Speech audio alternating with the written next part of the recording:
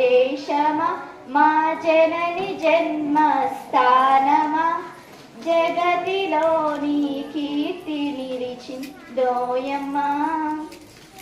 అటు చూడవే వయ్యారి గోదారమ్మ పరుగిదనే, ఇటు చూడవే మబ్బుల్లో ఇంద్రధనసు మెరిసిందిలే. కళాకృతులకు పుట్టినిల్లై కవుల కలమున కావ్యమై నిలిచే దేశమంటే మట్టి కాదు అంతా మనుషులే, బీద గొప్ప కాదు అంతా భారతీయులే.